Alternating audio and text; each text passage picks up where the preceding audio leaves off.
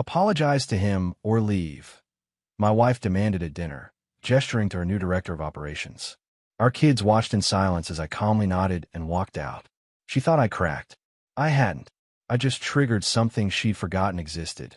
And by morning, her smug smile would be gone forever. My name is Daniel Carter. I'm 47 years old, and for the past 23 years, I've been the financial controller at Hendrick Pharmaceuticals. Steady work, good benefits, the kind of career that doesn't make headlines, but pays mortgages and college tuitions.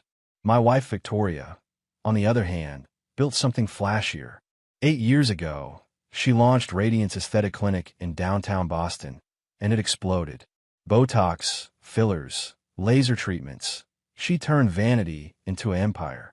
By year 3, she'd opened 2 more locations. By year 5, she was pulling in 7 figures annually. I was proud of her. Genuinely. I handled the trust her father established when we married, kept the family finances clean, made sure our kids, Emily and Nathan, had everything they needed. I thought we were a team. That illusion shattered on a Tuesday night in October. Dinner was salmon with roasted asparagus, one of Victoria's post-client meals when she wanted to feel sophisticated. Ryan Patterson sat across from me, legs casually crossed, sipping Pinot Noir like he owned the place. Ryan was her new director of operations, a title she created 6 months ago for a guy who couldn't tell a balance sheet from a grocery list. 38 years old, perpetual tan, teeth too white to be real. Starting Monday, Victoria said, cutting her salmon with surgical precision, "You'll report directly to Ryan." I set down my fork slowly. "I'm sorry, what?" She didn't even look up. "At the clinic. We're restructuring the financial oversight. Ryan's going to manage the accounting team, and you'll provide him with monthly reports." Ryan smiled that smooth, practiced smile. "We'll make a great team, Daniel." I stare at my wife. "Victoria, I'm the trustee managing your father's entire estate structure. I don't work at your clinic. I work with it." Her jaw tightened. "And now you'll work for Ryan. Unless that's a problem." The air in the room changed. Ryan leaned back, swirling his wine. Watching like this was dinner theater. "That's absolutely a problem," I said carefully, keeping my voice level. "I've been managing the trust for 12 years. Your father appointed me specifically because—" "Apologize to Ryan," she interrupted, her eyes finally meeting mine. "Cold, flat, or leave." I blinked. Nathan, home from college for fall break, looked down at his plate. Emily, who'd been scrolling her phone, slowly set it down, eyes wide. Ryan raised his glass slightly, that smirk still playing at the corners of his mouth. I looked at Victoria, really looked at her, and saw someone I didn't recognize anymore. Someone who just issued an ultimatum in front of our kids, in front of him, like I was an employee she could intimidate into compliance. I nodded once. "Okay." She relaxed, reaching for her wine. "Good. I'm glad you're being reasonable." I picked up my napkin, folded it neatly, and stood. "I'm in okay, I'll leave." Her hand froze halfway to her glass. "Daniel, enjoy your dinner," I said quietly, grabbing my jacket from the chair. My car keys were already in my pocket. My laptop bag, usually by the door, had been in my trunk since this morning. Because I'd known. Maybe not the specifics, but I'd known something was coming. The late-night text she thought I didn't notice. The conference in Miami, where Ryan's room, was 2 doors down from hers. The way she'd stopped wearing her wedding ring to client events. Nathan caught my eye as I walked past. I gave him a small nod. He'd understand later. Victoria stood, her voice rising. "You're seriously walking out over this?" "Over a simple reporting change." I stopped at the door, but didn't turn around. "No, Victoria. I'm walking out because you just chose him over me in front of our children. There's nothing simple about that." The door closed behind me with a soft click. By the time I reached my car, my phone was already buzzing. I turned it off, started the engine, and drove toward the one place I knew she'd never think to look. The game had changed. She just didn't know it yet. The office parking garage was nearly empty at 9:30 on a Tuesday night. Just the overnight security detail and a couple of junior analysts pulling late hours, trying to impress management. I parked in my usual spot, 3rd level, corner space. Not because I needed to, but because I liked knowing my exits. Tonight, that habit felt prophetic. I badged in through the side entrance, the one most people forgot existed. The building hummed with that particular silence only office buildings have after hours, HVAC systems cycling, the distant buzz of fluorescent lights, the kind of quiet that feels expectant. My office was exactly as I left it that morning. Family photo on the desk, the one from Emily's high school graduation. Victoria smiling, arm around my waist. That picture felt like evidence from a crime scene now. I opened the bottom drawer of my desk, pulled out the accordion folder I'd assembled over the past 6 weeks. Inside, copies of every trust document, every financial statement, every piece of correspondence related to Richard Blackwell's estate structure. The structure Victoria's entire business empire rested on. The structure I'd managed flawlessly for 12 years. The structure I was about to collapse. I grabbed my personal hard drive from the locked cabinet, disconnected my work laptop, and powered it down completely. My company phone went into airplane mode. No digital trail, no last-minute pings that might raise questions. Then I took the elevator down to the second floor. Jennifer Archer's office light was still on. She was Hendrick's senior legal counsel, the woman who'd helped me draft the original trust modification clauses back when Richard first brought me on as trustee. Sharp, thorough, and completely uninterested in corporate politics. I knocked twice on her glass door. She looked up from her laptop, eyebrows rising. "Daniel, it's almost 10. I need 10 minutes, I said, stepping inside and closing the door behind me. Jennifer studied my face, then slowly closed her laptop. "This is about the Blackwell Trust." "How'd you know?" "Because you've got that look. The one people get when they're about to burn something down." She gestured to the chair across from her. "Sit." I placed the red folder on her desk. "I'm triggering Section 14, Clause C." Her expression shifted from curious to serious in half a second. "The resignation clause. Effective immediately." She opened the folder, scanned the first page, then flipped to the signature page. "You signed this already?" "Last Friday. Notarized Saturday morning." Jennifer leaned back in her chair, removing her glasses. "Daniel, do you understand what this does? The moment this gets filed, every asset under that trust umbrella freezes. Victoria's clinics, her investment accounts, the property holdings. Everything goes into suspended animation until Richard appoints a new trustee." "I know. And Richard still has sole authority over trustee appointments." She never amended that when she merged her business assets into the protective structure. "I know that too." Jennifer looked at me for a long moment. "What happened?" "She gave me an ultimatum tonight, in front of our kids and her boyfriend. Told me to apologize to him or leave." "And you left?" "I did." She exhaled slowly, then pulled out a legal pad. "I'll file this tomorrow morning. First thing. It'll hit the registry by noon." "I won't be here," I said, standing. "Didn't think you would be." She paused. "One question, Daniel. Are you absolutely sure about this?" I thought about Victoria's cold eyes across that dinner table. About Ryan's smug smile. About 23 years of building something that she'd just casually dismantled because it was convenient. I've never been more sure of anything in my life. Jennifer nodded once, slid the folder into her briefcase. "Then consider it done." I walked out of her office, took the elevator back to my floor, grabbed the single photo of my kids from my desk, and left my wedding ring in its place. The badge reader beeped as I exited. I dropped my access card in the security office mailbox. By the time I reached my car, my phone had 17 missed calls, all from Victoria. I turned it off completely and drove to the extended stay hotel on Route 128. The room was small, clean, and anonymous. Perfect. Victoria woke up Wednesday morning like she'd won a prize. I wasn't there to see it, but Emily told me later, texted me the details while sitting in her law school library, furious on my behalf. My wife floated into the kitchen around 7:30, hair perfectly curled, wearing that navy blue power suit she saved for important meetings.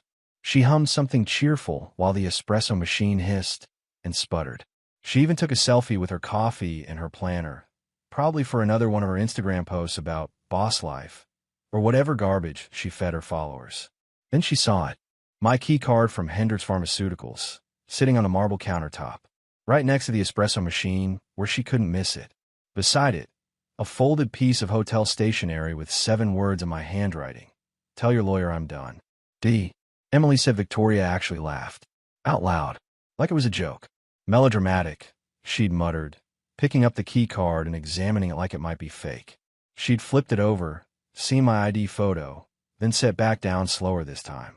She'd pulled out her phone, Probably to text Ryan something smug about me not being able to handle the new arrangement when the doorbell rang. 3 sharp chimes. Too urgent to be a delivery. Too early to be a neighbor.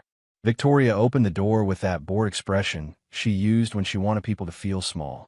Harold Whitaker, her trust attorney, stood on the front porch. 66 years old, always composed, always 3 steps ahead.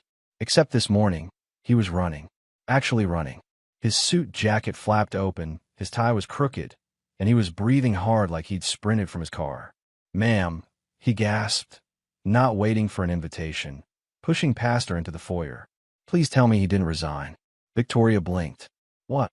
Harold pulled a red folder from under his arm, nearly dropping it. "Tell me Daniel didn't resign as trustee. Please tell me you stopped him." "He left a note," Victoria said, confused, thrown off balance. "Something about being done." "What are you talking about?" Harold's face went pale. He actually swore under his breath, something Emily had never heard him do in 12 years of family dinners. He slapped the folder down on the foyer table and opened it like he was defusing a bomb. "Do you understand what you've done?"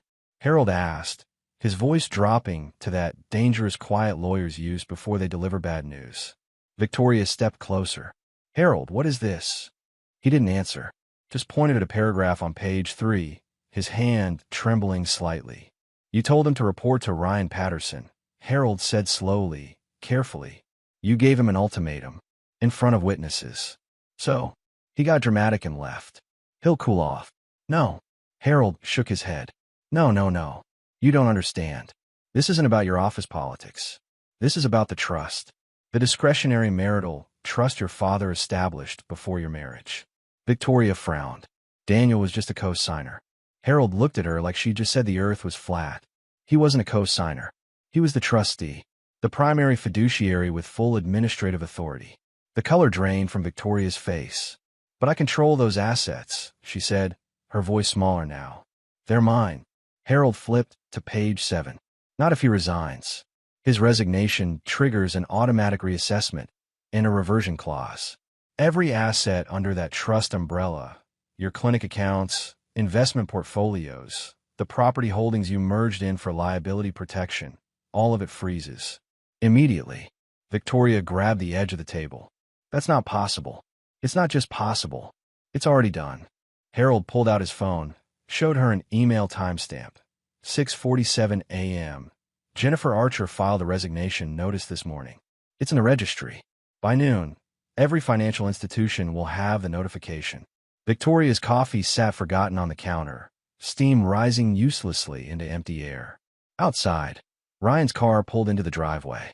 He climbed out, holding 2 Starbucks cups, grinning like an idiot. Harold pulled the curtain shut before Ryan could see inside. "You need to call your father," Harold said quietly. "Right now." Victoria just stared at the folder, her hands shaking. The game had changed, and she just realized she never knew the rules. By Thursday afternoon, Victoria's world was unraveling in real time. The first sign came at 11 a.m. when she tried to transfer funds for the clinic's payroll. The transaction failed. She tried again. Same result. She called the bank, was transferred 3 times, and finally reached someone in trust administration who explained, very politely, that all accounts associated with the Blackwell Family Trust were under administrative freeze pending trustee reassignment. "There must be a mistake," Victoria had said, her voice tight. "No mistake, Mrs. Carter. We received official notification this morning at 6:52 a.m. She'd hung up and immediately tried her business credit card. Declined. Her personal card. Declined.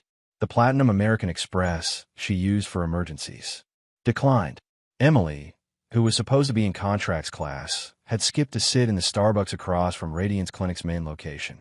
She watched through the window as Victoria paced her office, phone pressed to her ear, her face getting redder with each failed call. By 2 p.m., the audit team had arrived. Not a courtesy visit, not a routine check. A full forensic audit team from Steinberg & Associates, the firm Richard Blackwell kept on retainer for situations exactly like this. 3 people in dark suits, carrying boxes of files, setting up in the clinic's largest conference room like they were moving in. Victoria tried to stop them, demanded to know who authorized this, threatened to call her lawyer. The lead auditor, a woman in her 50s with steel gray hair and absolutely zero tolerance for drama, had simply handed Victoria a letter on Richard Blackwell's letterhead. "Your father authorized it," the auditor said calmly. "We'll need access to all financial records, client contracts, and internal communications for the past 18 months. We'll also need the personnel files for all employees hired or promoted since January of last year." Victoria's hand trembled as she read the letter. At the bottom, her father's signature, bold, unmistakable, furious. Ryan appeared in the doorway of the conference room, smoothie in hand. "Hey, what's going on? Why are there auditors here?" The lead auditor looked at him with the expression of someone who just found a cockroach in a salad. "And you are?" "Ryan Patterson, Director of Operations." "Interesting." She made a note. "We'll need your personnel file and all email correspondence with Mrs. Carter for the past 12 months. Ryan's smile faltered. "What?" "Standard procedure during trust administration reviews." Victoria pulled Ryan aside, her voice low and sharp. "Just give them what they want. It's fine. It's just a formality." But it wasn't fine. And by Friday morning, it would get much worse. Because Friday was when HR got involved. Emily texted me the update at 9 a.m. "Mom just got called into a meeting with clinic HR and some lawyer she's never met. She looks scared, Dad. Really scared." I was sitting in my hotel room, drinking coffee, reading the morning news. I replied, "Stay out of it, sweetheart. Let this play out." She sent back, "I'm on your side. You know that, right?" I smiled. "I know. Love you. Love you too." Inside the clinic's HR office, Victoria sat across from two people she'd never seen before: a compliance officer from the Massachusetts Board of Medicine and an employment attorney specializing in workplace ethics violations. They had a file, a thick one, security footage from the Miami corporate retreat. Timestamp: March 14th, 11:47 p.m. Victoria and Ryan in the hotel bar, sitting close, her hand on his arm, laughing at something he'd said. Another clip: March 15th, 2:23 p.m., Ryan brushing something off Victoria's cheek, her fingers lingering on his hand just a second too long. An audio recording from a client dinner in April. Victoria's voice, clear as day. "Ryan's basically my work husband at this point." Ryan's response, equally clear, and "I'm the lucky one." Laughter from the table. The client, a conservative investor from a family foundation worth $40 million, hadn't laughed. The compliance officer leaned forward. "Mrs. Carter, given your role as founder and CEO, and Mr. Patterson's recent promotion to a position he appears underqualified for, we need to ask some difficult questions about favoritism, workplace conduct, and potential violations of professional ethics standards." Victoria's mouth opened. Nothing came out.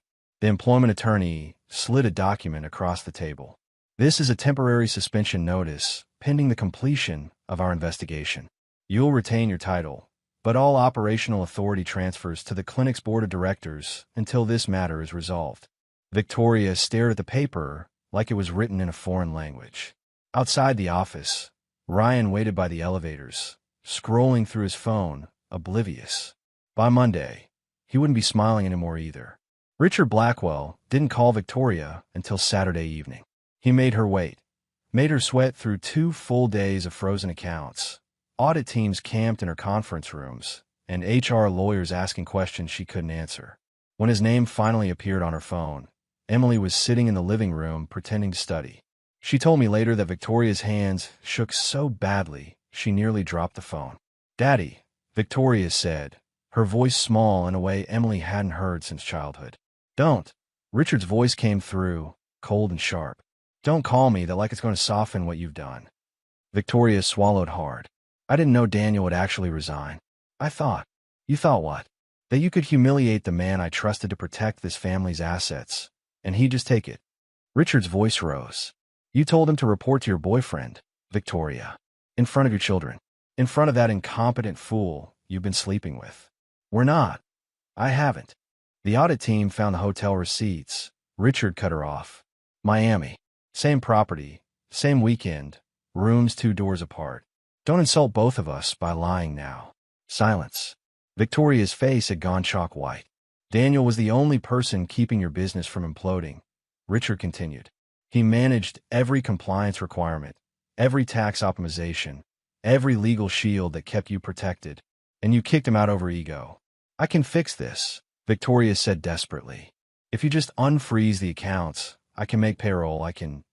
No. The word landed like a gavel. You're not fixing anything. The trust stays frozen until the board appoints a new trustee. And that process takes a minimum of 60 days. Victoria's breath caught. 60 days. The clinic can't survive 60 days without operating capital. Then you should have thought of that before you destroyed your marriage for a man who can't even read a P&L statement. Emily watched her mother sink onto the couch. Phone pressed to her ear, tears starting to stream down her face. Please, Victoria whispered. I made a mistake. I know I did. But I've built this business from nothing. Don't let it die because I was stupid. I'm not letting it die, Richard said quietly. I'm letting you learn what happens when you confuse authority with wisdom.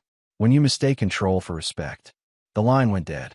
Victoria sat motionless for a full minute, phone still at her ear, before she finally lowered it. Emily stood, grabbed her coat. I'm going to Dad's hotel. Victoria looked up sharply. Emily, don't. Don't what? Don't support the parent who didn't cheat? Who didn't lie? Who didn't humiliate his family? Emily's voice was steady, cold. I'm done, Mom.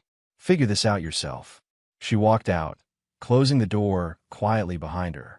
Victoria sat alone in the house she could no longer afford, in the silence she'd created, and finally understood what she'd lost. By Monday morning, the vultures were circling. Ryan showed up at the clinic at 8 a.m. with his usual caramel macchiato and that oblivious smile, completely unaware that his world was about to cave in. The HR director intercepted him before he could reach his office. Mr. Patterson, we need you in conference room B. Ryan's smile faltered. Right now? I've got the quarterly review at 9. The review's been postponed. This can't wait. Inside the conference room sat two people Ryan had never met. An employment attorney from Baxter & Klein and an investigator from the State Medical Board's Ethics Division. They had files. Plural. Mr. Patterson, the attorney began, we're conducting an investigation into potential workplace misconduct and ethics violations at Radiance Aesthetic Clinic. Ryan set down his coffee slowly. What kind of violations? The investigator opened a laptop, turned it toward him. Security footage played. Ryan and Victoria at the Miami hotel bar, laughing, her hand on his knee. Another clip. Them entering the elevator together at 11:53 p.m. Ryan's face flushed. That was a business trip. Was it? The attorney slid a printed itinerary across the table. Because according to this, Mrs. Carter was registered for a HR conference in Orlando that same weekend. Yet here you both are in Miami, at a Radiance corporate event she didn't disclose to her board. We ran into each other, Ryan said, his voice less confident now. In rooms 2 doors apart that were booked on the same day by the same corporate credit card. The investigator raised an eyebrow. Interesting coincidence. They showed him more. Expense reports he'd submitted for conferences he never attended, reimbursements for dinners that looked suspiciously like dates, a promotion to director of operations despite having zero financial management experience. Here's where we are, Mr. Patterson, the attorney said. You accepted a position you weren't qualified for, from a superior with whom you were having an inappropriate relationship. You submitted fraudulent expense reports totaling $47,000. And you did all of this while the clinic was under trust protection, which makes it a fiduciary issue. Ryan's coffee sat forgotten, growing cold. What happens now? He asked quietly. Now you resign, the attorney said simply. Effective immediately.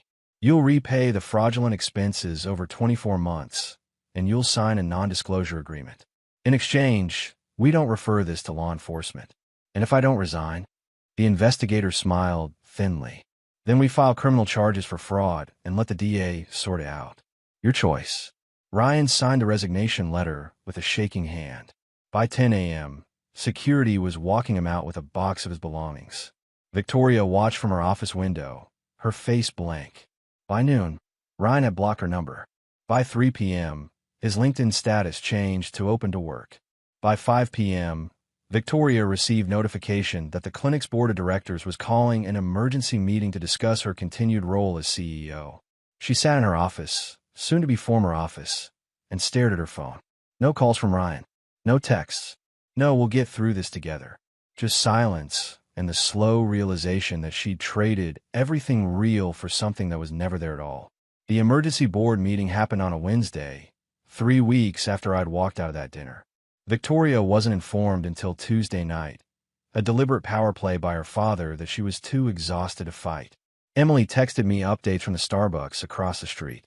She positioned herself by the window with a clear view of the clinic's third-floor conference room. "They're all here, Dad. 7 board members, 2 lawyers, and Grandpa. Mom looks like she hasn't slept in days."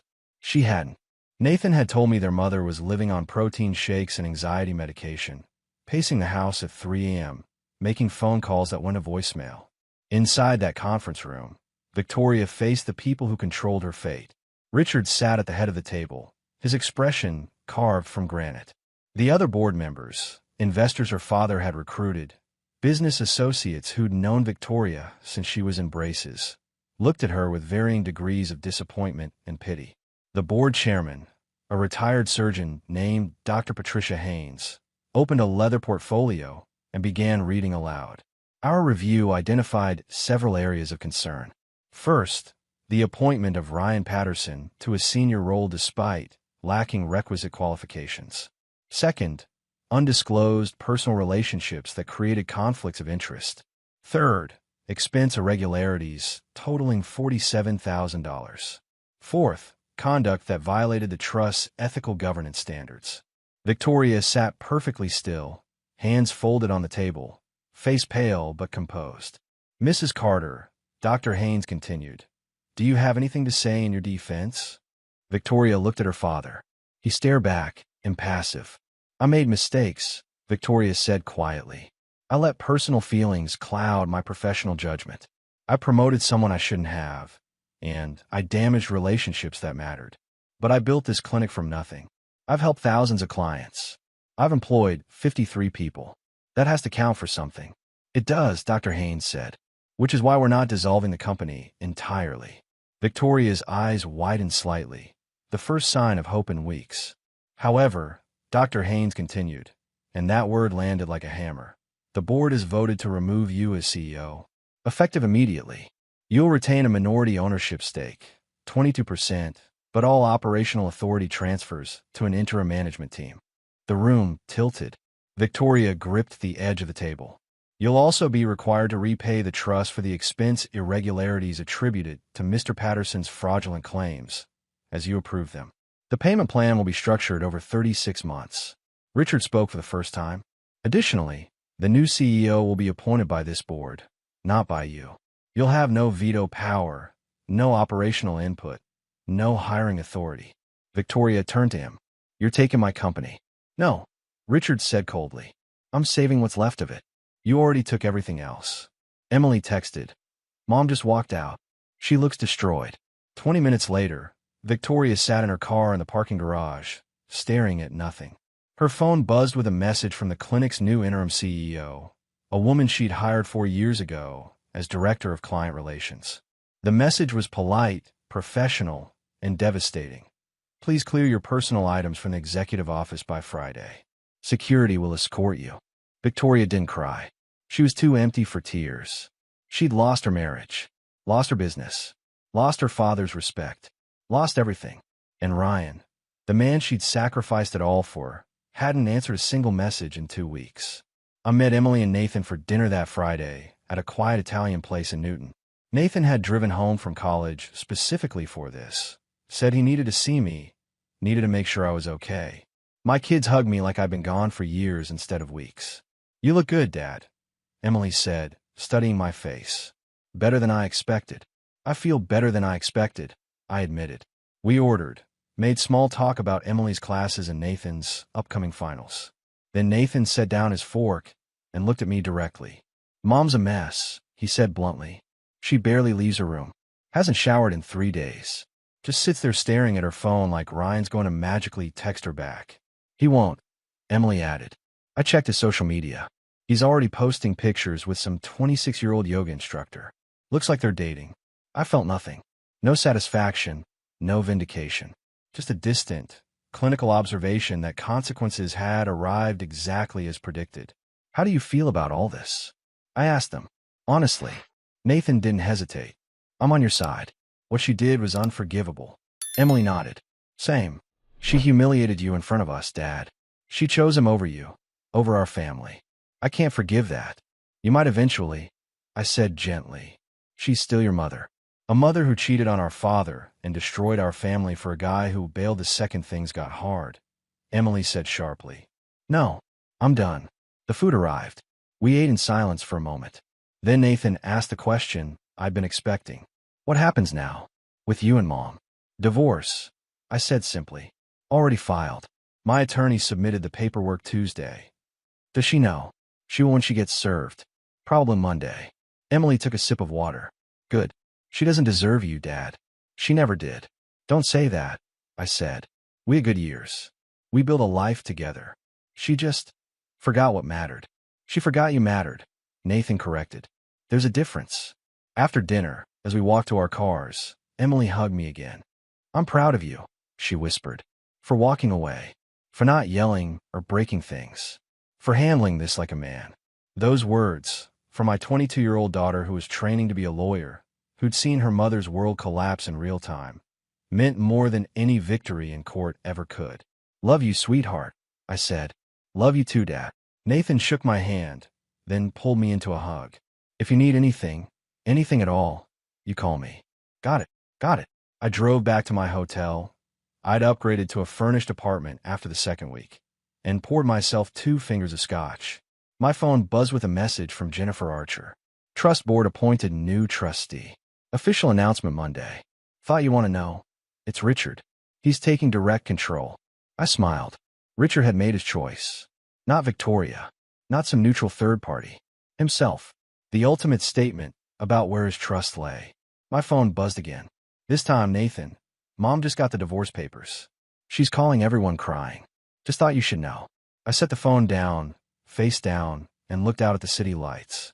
Somewhere out there, Victoria was realizing that actions have consequences, that betrayal has costs, that you can't humiliate someone and expect them to stay. I'd loved her once, built a life with her, given her 23 years of loyalty and trust.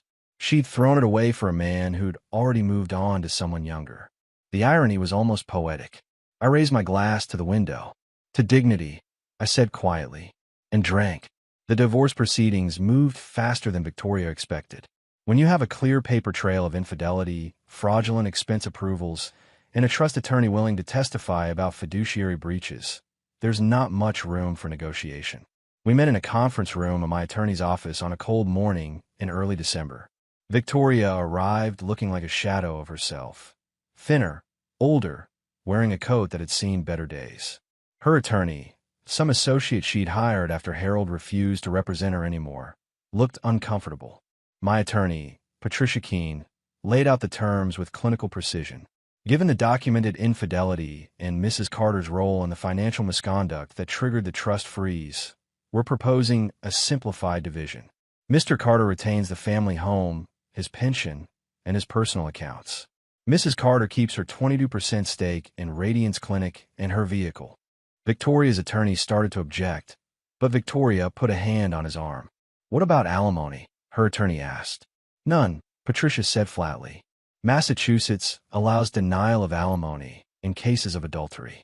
We have ample evidence. Victoria stared at the table. I don't want the house anyway, she said quietly. Too many memories. Then we're in agreement? Patricia asked. Victoria signed without reading the rest. Her hand shook, but she signed. The whole thing took 40 minutes. As we stood to leave, Victoria looked at me for the first time. Daniel, can we talk? Just for a minute. I glanced at Patricia. She nodded and stepped out with Victoria's attorney. We stood alone in that sterile conference room, 23 years of marriage reduced to signatures on legal documents. I'm sorry, Victoria said. For all of it. For Ryan. For the ultimatum. For forgetting what we had. I know you are, I said. Now, is there any chance, any possibility, that we could try again? Start over. I looked at her, really looked at her, and felt nothing but a distant sadness for who she used to be. No, I said gently. You didn't just betray me, Victoria. You humiliated me in front of our children. You chose him over me, over our family. And when it all fell apart, he left you without a backward glance. That's not something you recover from. Her eyes filled with tears. I destroyed everything, didn't I? You made choices, I said. And choices have consequences. What happens now? To us, I mean. There is no us anymore, I said. You'll rebuild your life. So, will I? Emily and Nathan will figure out their relationship with you in their own time. But you and me? We're done. She nodded, wiping her eyes. For what it's worth, you deserved better. I know, I said. That's why I left. I walked out of that conference room and didn't look back. Patricia met me in the hallway. You okay? Better than okay, I said. I'm free. The divorce was finalized 3 weeks later. I didn't attend the final hearing. Just let Patricia handle it. Emily texted me when it was official. It's done, Dad. You're officially single. I was in my new apartment, assembling furniture I'd picked out myself, building a life that was entirely mine. And for the first time in years, I felt like I could breathe. 8 months after I walked out of that dinner, I stood in the lobby of Hendrix Pharmaceuticals watching a presentation I'd never expected to give. Richard Blackwell had appointed me as the new trustee, not just of his family trust, but as a senior advisor to his entire financial portfolio. The announcement came with a promotion at Hendrix, Senior Vice President of Financial Strategy. Emily and Nathan sat in the front row of the corporate auditorium, both grinning like idiots. After the presentation, Richard pulled me aside. I should have made you trustee from the beginning, he said. Should have seen that Victoria inherited my business sense, but not my character judgment. She's still your daughter, I said, and she's learning hard lessons about what matters. He paused. She asked about you last week. Wanted to know if you were seeing anyone. I raised an eyebrow.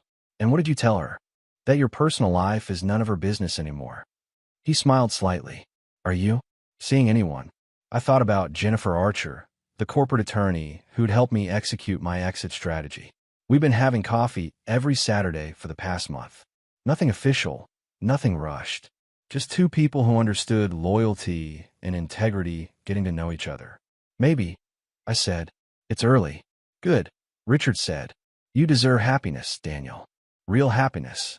That evening, I met Emily and Nathan for dinner at the same Italian restaurant where we'd eaten months ago. But this time, we were celebrating.